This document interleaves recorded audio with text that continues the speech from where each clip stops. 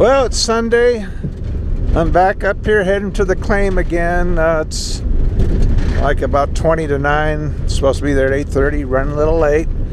But yeah, I can just, I can't stay the whole time with everybody today. I probably stay 2.5 hours, and then I got to get moving. It's a long drive home. But find a little more gold and just enjoy the place. That's what it's all about. Being outside in nature and enjoying it. It's going to be a cloudy day today. A little cloud covering doesn't hurt. Might be a little windy too. Right now it's not. All right, let's go see what's going to happen. A little post up there is another corner of the Aces and Eights claim. Really interesting mineralization around here, isn't it? Really pretty, actually. Yeah, this is part of that Aces and Eights claim right here.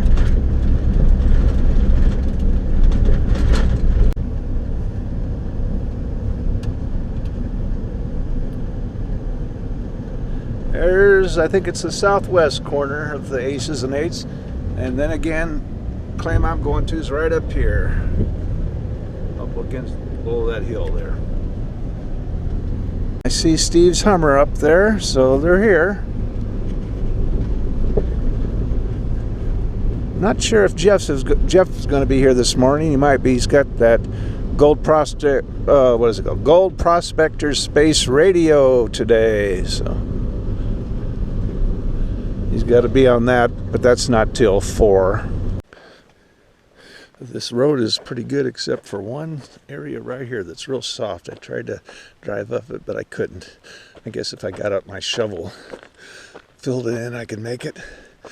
But I'll just walk up there like I've been doing.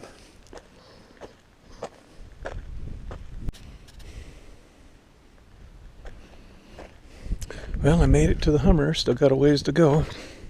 All right, so here's what old John got this morning. This is from Osceola. This is some of Steve's gold from his pay dirt bag there. So that's what you'll get in his pay dirt. It's pretty good stuff. You'll get good stuff in mine too, but I'm talking about his right now. My daughter got it for you. It's pretty beat up. I've been using it for quite some time, but somehow it lasts. I don't know how many times I've dropped it, you know. Amazing. Yeah. Excuse me. No, my son's got one. I noticed you were using yours yesterday. They've got brilliant memory and everything. Yeah. The only thing I don't like about them is there's no zoom on it, you know. In other words, if I say, hey, there's a mountain line up there, you're not going to see it. Yeah. Oh, there's no zoom? No, they have some models where you can buy a zoom and, you know, to adapt it to, but this one I've never found a deal, you know. I guess it's the old cheap ones, so they don't have one for it. And yesterday, I didn't have the connector to charge it with me, so it kept, every time I start to take a picture, it would start dying on me. You know? Anyway, but I got it charged up. The technology is fantastic. Yeah. I bought one from my son and had a play with it myself. And once I worked out to turn it on, the usual things. Yeah. It's just incredible. Okay. The thing is, it's part of the journey to get there. You know, but yeah, and just being out in your countryside, this is just amazing. And talking to non-tourist guide Americans. I'm talking to real Americans that live here and do normal jobs, and you're on my level. I'm a manual worker, and okay, you're a posh, you can't. So you just have to guess. You just have to guess you're getting a good picture. Yeah, it's there. It's this is some flour gold. This is what was left over in the safety pan, right? Yeah, Jeff Williams missed this. Yeah. He missed this. He was in a hurry. It was getting late, and so this is just a little of the flour left over here at the. What's the name of your claim here? This is called the Secret Spot. The Secret Spot. Okay. We are near Nelson, Nevada. Yeah. So anyway, this is the big secret here. But there you go. There you can see a little. All right. Oh yeah, there we go. Okay. So that's some nice gold in there, and that was just what the leftover that we missed yesterday in the pans. And what this is lode gold. This is all lode gold out here, as opposed to our Osceola area, right, where there's placer gold on the alluvial fan. This is all came out of a vein somewhere, locked up in a rock.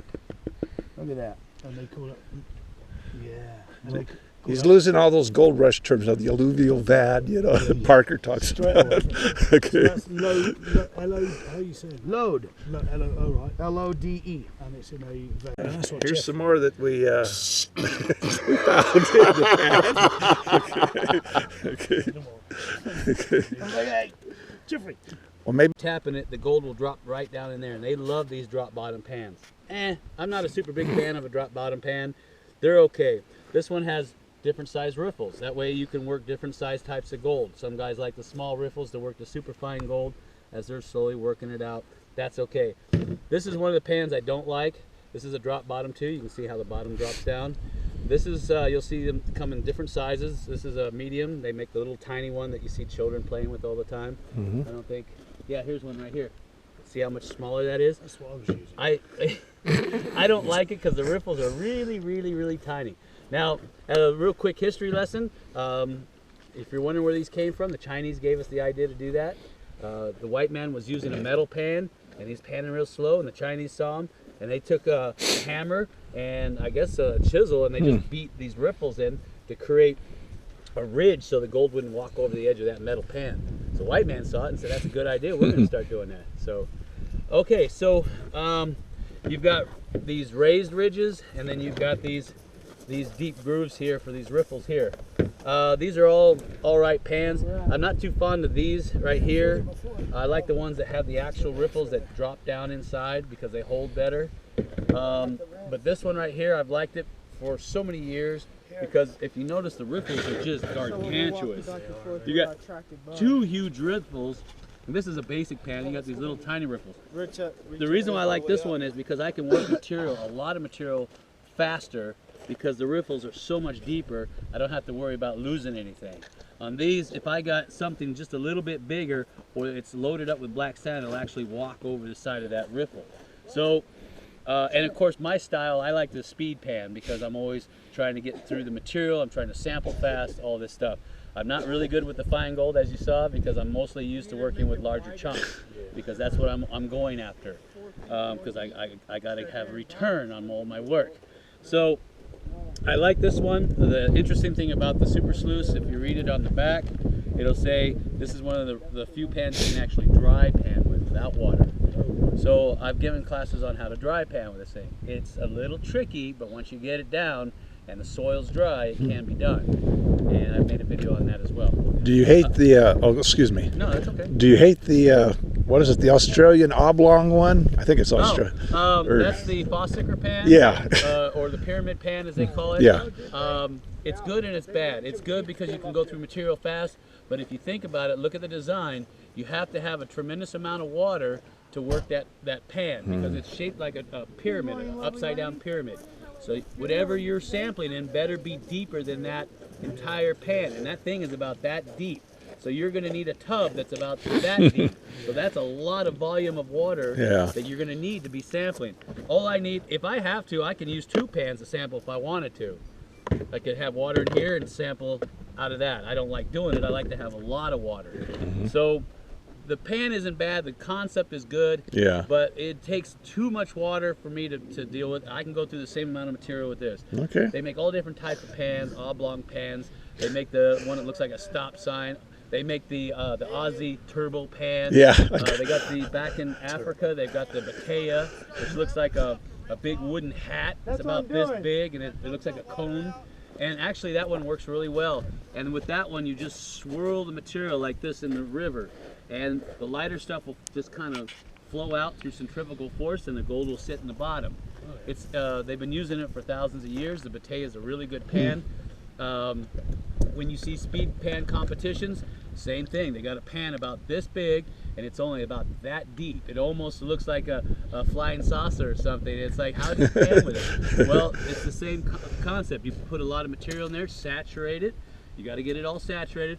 And instead of, like you see us, they just swirl it. That's all you're doing. Swirl, swirl, swirl. The lighter stuff falls off the sides, and the heavier stuff concentrates right into the middle.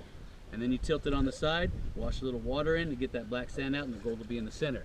So that's how they do speed panning. It's called, I know, I think they call it a Maverick Maverick pan. No, a Ferrari pan. Ferrari.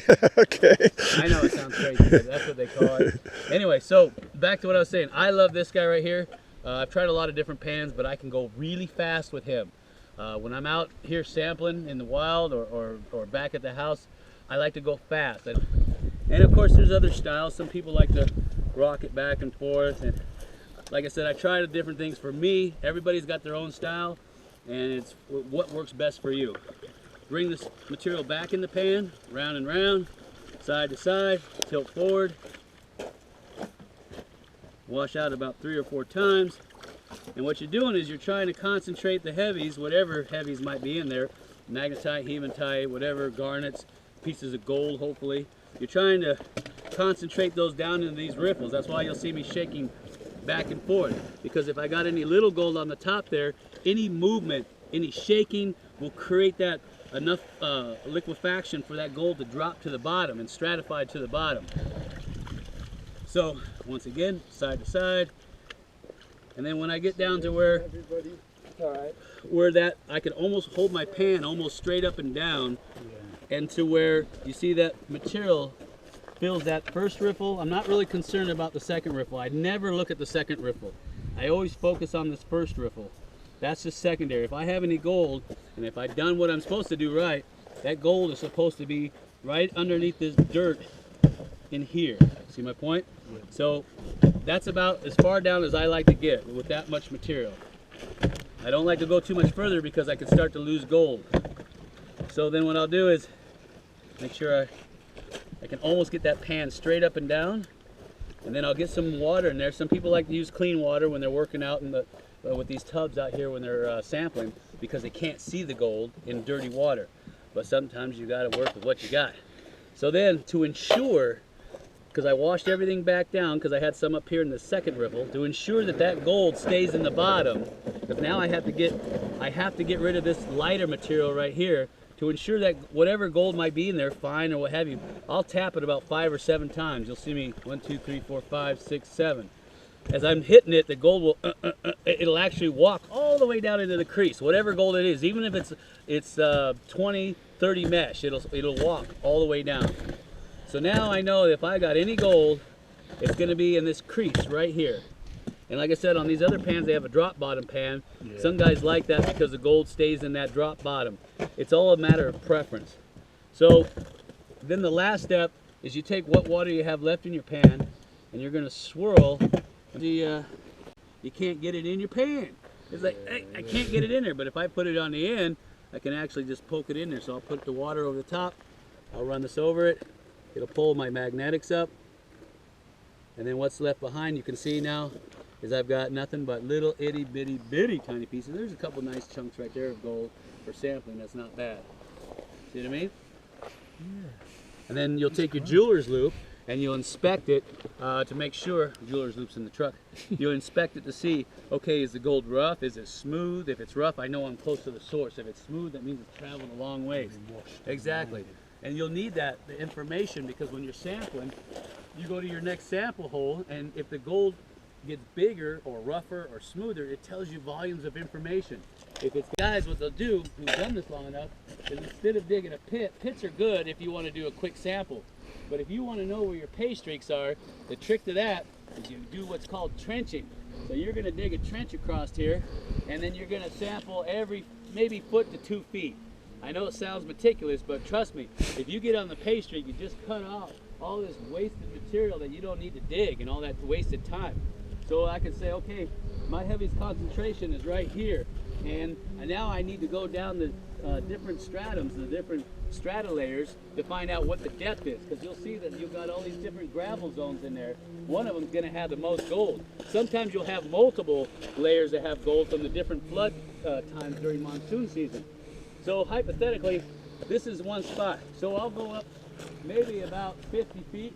I'll dig another one, dig a trench, do the same thing again. Then I'll find out that my heaviest concentration is here. Then I'll go up another 50 feet, dig another trench. And then my heaviest concentration is here. Oh, there's my line right there. I don't need to worry about that or that. I know how far down to dig, and I know what direction to dig. So I can shovel all this overburden off, get down to my pay layer, and I know this is my line right here. I just work this in my high banker or my dry washer. I'm gonna get some super gold. And I've just cut out about, I don't know, 100 metric tons of material that I don't have to move. And I get up to here, and all of a sudden, instead of 3, I only got 2. All right, now I know that I had 3, and I only got 2. And I go up further, I got 1. All right, so now I see a pattern for me. The best gold you're gonna get is where those pay streaks split. So if you come down here, you're gonna have to meticulously find out where this 2 turned into 3. It's gonna be a pain in the butt, but I guarantee you, when you find that Y junction, you're gonna have some good gold that dropped out right there. Because you're gonna have a lot of gold to go from 2 to 3. It's gonna collect right there. It's gonna be like a little bug or a pocket.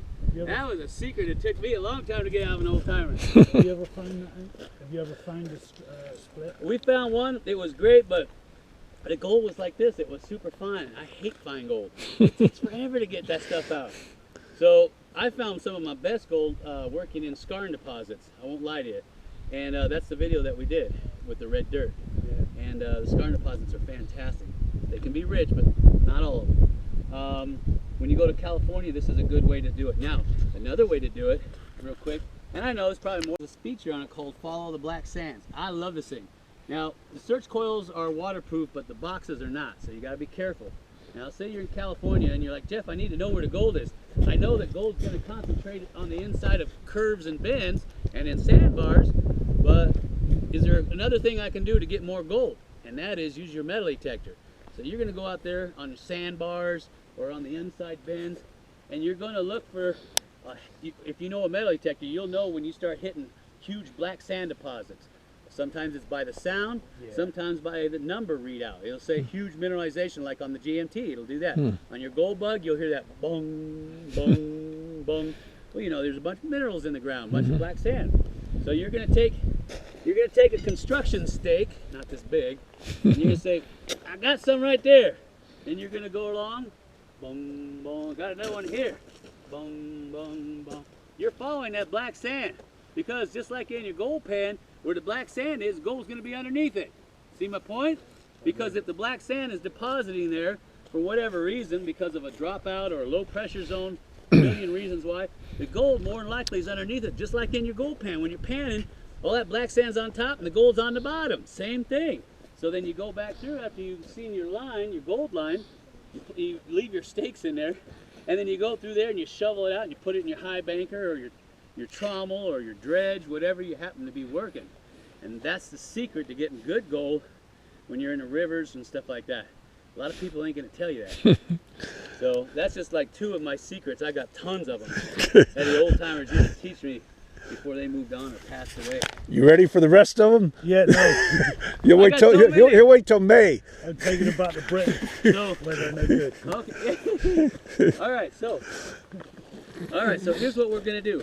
I'm gonna load up a pan of some of this flow sand. Flow sand's easy to pan because it's really small stuff. And I want you to give it a shot, okay? All the strata layer, or strata zone. So this is a stratum, this is a stratum, this is a stratum. You can actually see where the lines are. Yeah. You can see the line here. See this light flow sand there, and then there's this line, and then there's this gravelly, chunky section here. Yeah. And then it goes back to this flow sand. Each one of these is a gravel zone. And I always tell people when you're panning, especially in California, because the system there is different because of watershed and mesothermal deposits. The best gold that I've ever seen is where you're going to need to sample and say, okay, is the gold in this zone right here? I don't know. Is the gold in this one? Is the gold in this one? Is the gold in this? So you need to first find out where the gold is hiding at. Now, what's going to happen is the gold is going to more than likely going to want to sit on something really hard. It can't get past an impervious zone like clays or caliche or hard pan or hard pack. Now, hypothetically, say we're in California and I dug this big old stinking hole. Well, I noticed that this is pretty darn tough stuff. this is a thick layer of something. I don't know if it's caliche, hard pan, hard pack. Hard pan, hard pack, same thing. It's just basically gravels that's been there for a long time, and they've almost cemented together. And that's pretty darn hard. I don't think gold's gonna go down past that. So what I'm gonna do, the rule of thumb is check your contact zones. If there's gold, it's gonna be at the contact zone. It's not gonna be in the body of the gravel. It's gonna be where the gravels meet another layer. Biggest secret I could ever tell you is that right there. Check your gravel zone. So what you're gonna do is you'll say, well, I got this big old thick layer right here of gravel, and it's sitting on this, what almost seems to be out here caliche, but it's probably not, but we'll say it's caliche for all intents and purposes. And so you know what? I'm gonna clean all this stuff off. I don't care about what's up in here. I only care about this little spot here that's on top of here. Because the gold is gonna, over thousands of years, is gonna work its way down until it gets to some place it can't go any further. This is so easy, it can travel through this, no problem, especially if there's water in it. Yeah. This, it ain't gonna go through. So I tell people, if you wanna find gold, and you wanna save yourself some time and energy and digging and all that crap, and we should have done this stuff yesterday, but we didn't have time, we were running so much material, is you need to check each layer and find out which one has got gold, and you're only concerned about where one layer touches the next layer, because where they touch is called a contact zone. And that's all you have to worry about. That's all you ever need to know. And so you're going to sample. Now sometimes you'll have gold here, and then maybe you'll have some gold up here, and maybe you'll have some gold in this gravel zone right here, because you'll have different flood zones or flood layers that carry the gold. And what you need to determine is which one has the most gold. So you can say, you know what, I ain't going to worry about all this because this is junk. I'm just going to dig it out of the way and get rid of it. Or they'll do like the Chinese and do what's called drift mining, where they leave it there and they just tunnel across this way to get it. Real dangerous, because this is soft, it'll cave in on your head. Now what they would do to keep it from caving in, they were smart.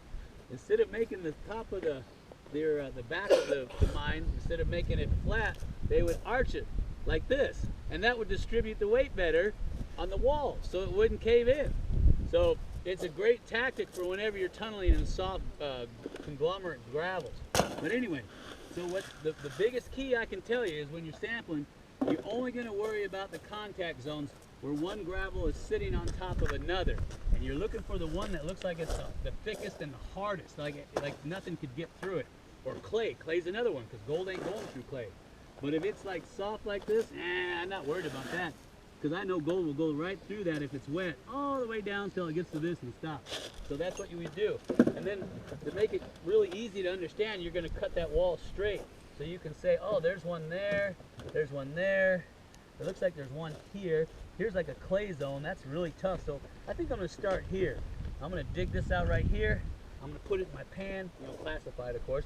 Now I'm going to sample that and see if there's anything there. If not, then I'm going to work my way up and see what's up there. But that's the biggest secret I could tell you is gold is going to be in the contact zones. It's not going to be in the big gravelly part. It's not going to be in all this stuff. It's going to be in that thin little layer that sits on something really hard. And that's what we were doing yesterday. We were checking bedrock. Because if there was any gold, it would go all the way down until it stops on top of bedrock. Same principle. So contact in front of me. Nope. Is it on the back? Never. No, I'm gonna See? And I got another nice little gravel zone right there underneath it. So and then of course then there's another hard layer right there. See that? So you could have multiple contact zones where you have clay, then soft gravel, then clay, or maybe hard pack, then another soft gravel. That's why I tell people you got to check each one, because that gold could be here, or maybe there's a lot here, or maybe there's a lot in both of them. And you've got to know this information. So you got to play detective when you're doing this. You got to look at it and go, okay. And then when you start to see really big rocks, like if you see these big chunky rocks, well, I know that it took a lot of water to move that. And if it did, that means that there probably could be big gold there, because the rule of thumb is big rocks means big gold, because it takes a lot of water to move, especially a rock like that. So imagine how much gold could be washed down if water can move a rock like that, because I pulled this one out. So Jeff, so if you, oh, excuse me. Yeah, I pulled it out myself. That would have been moved by water. Yes. From way up there. From way up there. So Right. Yeah. the first thing I did is as soon as I pulled that rock out, I got underneath it. and first to see if it was bedrock underneath or if there's an impervious zone underneath, because I know if there is, gold's going to be underneath that rock. I still sampled it anyway. Anytime you find big rocks while you're working these placer deposits, get underneath them to see if there's gold, because gold will get underneath there and it'll stay there. Because as the water's washing that big rock down, the gold will get trapped underneath it, stay there, and then the rest of that sand, flow sand will pack on top, boom, boom, boom, boom, boom, boom. Yeah, it's Hey Jeff, being a detective. if you were in California, would you be watching for the big rounded rocks? Yes, and I know Larry, he's baiting the question. So, the best, I like that. So, as a defense attorney, what do you think? So, like he said, when you're out in the placer fields of California or anywhere actually, Osceola is another good point. You want to look at the structure of the rock. Yeah. And what I mean by that is these rocks are all angular. This is angular. They got sharp, rough edges on them all over the place. And this one's a little bit rounded, but it's still, for the most intents and purposes, it still has angular texture to it. What I would like to see when I'm looking for good placer gravels is round rocks, river rocks. Because if I see round, smooth rocks, that means I'm standing on an old river channel. And it could be an old tertiary channel from millions of years ago. And that's got the super gold in it. That's the one you want. So I tell people when you're out digging around, if you start stumbling, you're digging and you're like, oh crap, I see big round boulders. Oh dude, get to the bottom of them. Because wherever they're sitting on top of, that contact zone where the big boulders are on, that little layer is going to have tons of gold. So rounded rock is the key. You don't want rough angular rock, you want round rock. And this is rough angle. Yeah, this is all rough. It's broken off of these hills and it's only washed a little ways. The water really hasn't done much to it. I'm not really too concerned about it. But in California, you start digging down and you see this and it's like yeah. All of a sudden, boom! You got these big round boulders. Oh my God! You got to get underneath them because the gold will be right up underneath it. And then before I get too far along, I got to tell them about tertiary channels. Tertiary channels is what every miner dreams of. Now, tertiary is a word that represents a time period in the world's evolution, if you will. It was you have Jurassic, Cambrian, Precambrian, Cretaceous, all these different time periods. Tertiary was a time period between 65 and 6 million years ago. It was a long span. And it's known well for its volcanic activity. We had tons and tons of volcanic flow during the tertiary age. Well, the interesting thing is, prior to that, we had rivers all over the place that had a lot of gold in them, for whatever reason. Well, when the volcanic activities came, for whatever reason, during the tertiary period, it covered all these rivers up with volcanic material and sealed those rivers shut. And then, of course, then you had more sedimentary on that and so on and so forth. Well, I tell people, if you can get down to those old tertiary channels that have been sealed up for millions of years, nobody's ever touched those. That's where your good gold is. Tertiary. Now, with that information, this is all going to make sense now. Now go fast forward to the gold rush of 1849 in California. You've seen those guys with the big water hoses, the monitors, and they're washing down the hillside getting the gold, right? And you're thinking, what the heck? They're washing out the old tertiary zones. Now, all that yellowish dirt that's on top, that is from volcanic ash from the tertiary time period. They're washing it all the way so they can get down to those gravels. Those gravels have been in the ground so long, they've actually taken on a blue color. So they call it the blue lead. When you see it, you're going to have gold like you've never seen before in your life. Really? So they'll wash all those hills down just to get to that river gravel, and it's been in there so long, it's compacted, and sometimes they had to use dynamite to get it out, because it's even though it's round river rock and it's kind of a bluish color, the clay holding it together, super hard stuff. They'd blow it out with those giant monitors, and then they would wash it in these huge monstrous sluice boxes, and then at the end of the week they'd go through and clean out the sluice box and get tons of gold.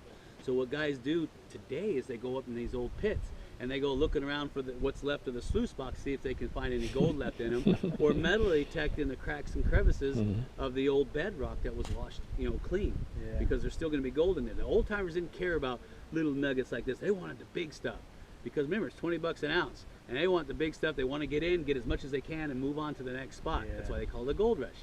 Today, 1,000 bucks an ounce, we can take our time. We live not far. Our lives don't depend on this. So tertiary channels. You find one of those, oh man, you got yourself some gold. So what a lot of guys would do is they would try to tunnel down. Alaska's another example. They had a lot of lava flows. They would tunnel down until they got down to the bedrock, and they'd have the old tertiary channel sitting on top of that bedrock, and then they would drift along the bedrock and clean the gold out from those channels. Right. Very dangerous because it's just basically hard packed gravel. It could collapse at any time. Yeah. So that was very, very dangerous, but they got a lot of gold, hundreds of thousands of ounces that way. But it's extremely dangerous.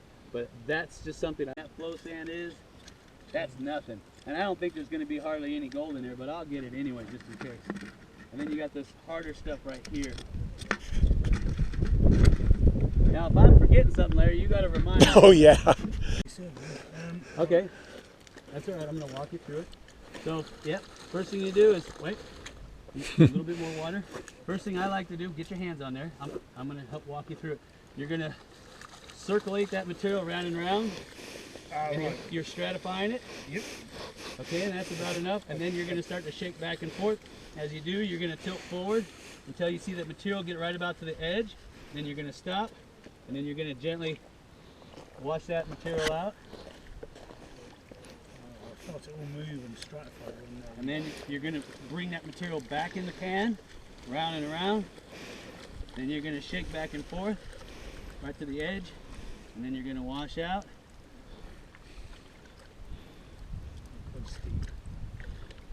And then you're going to put the water back in. You're going to circulate and get that material back inside, back and forth. Not so heavy. You look like you're fighting over a gold pan with Slim or something here. Let me get that rock out of there. Where's that rock at? There's a big rock in there. Round and round. Okay, now you're going to be a little bit more gentle with it because you're getting close to the... Okay, that should be enough. Now you're going to get that material in the pan. You're going to tap it a couple times, left or right, doesn't matter. There you go. And then you're going to gently swirl that material around like such. And what you're doing is you're washing that lighter material off. See what I mean? Yeah. Found a great car, but it might be sold by next week. So much to remember. I'd look for another one just in case. Whoa! And what do you got? Is that? And you got yourself a gold nugget, my friend. Where did that come from? Did that come from there? It's yours. You just found yourself a gold nugget. Yeah, that's nice. Serious. Gold. Gold. How much do you think that weighs? This is how you work these. Maybe Gram and a half or gram something? and a half. Can I take a photo of it? Yeah, it's all yours. Serious. Yeah, I ain't kidding you. Watch this. Thank you very much, Jeff. Uh-huh. So that Point me way... to the When you, gold. I looked and I thought, I'll put it in your hand and take a photo. Yeah. Fine, I'll I send used this it back already. because they keep asking me about you. I'll smash on that chocolate. Oh, I have a snuffer out here somewhere that's got Tell some you stuff in it. It'll blow it away. Yeah. You know? I keep these myself too, though. I like them too. I like keep 'em. little separate vials for my garnets and little separate vials for my gold, you know? We went to Garnet Hill in Nevada a couple weeks ago. Oh, they're everywhere. They're everywhere. Just everywhere. Yeah. So you could literally scoop. Well, I mean, we had to do a little digging, and then I sat in a pile where people had already dug it. I just sat there. Then pretty soon your eyes start tuning in. You could see them in the host rock. You know, these big old. And they got all this. Like if I went out there for a day, can I fill a 5-gallon bucket with garnets? I think so. Well, you could fill it with the host rock and the garnet, but not garnets. Well, the reason I ask is because I like to put the garnets in my pay dirt, and I'm about to get out from underneath Dick Thomas and do my own pay dirt. You know? Okay. I make twice as much. Yeah, we didn't find that many free garnets. They were They're all locked pretty up. much You locked. had to knock them out of a rock. Well, you could see them in the rock, and you could try to knock them out. But I wanted to get a shot of him coming down that hill. Yeah. Might be millions. I wouldn't have seen daylight for thousands of years. You're the first person to, almost the first. See how it stays here no matter what I do? So when you're walking it, walking and talking. watch the gold. See it walking? Yeah, yeah. Yeah. Walked all the way up to the side. Can I do that? Yeah, you can do. It's yours. You can do whatever you want. Thank you very much, gentlemen. Okay. All right. Hi, 35. I love you so much. Emotional. There it goes. So what we're gonna do is, I hope I can catch that emotion on film. Walking the dog. Walking it down. I think you call it walking the gold. Look at that. He got himself a nice juicy nugget. The blueberry bop. Come on in here. Take a look at. Kind of looking around here. See if I can find, here's a bunch of old cans, any purple glass anywhere. I found a bunch of it right here. So, heading home Sunday afternoon and had a wonderful time. If I can get home in time, I don't know if I can, it's a long drive. Jeff Williams is going to be on the Gold Prospector Space Radio, the internet radio station. I'll call up the station, give them a hard time. If I could make it, we'll see. But we had everybody had a good time. Eric and myself, we just gave our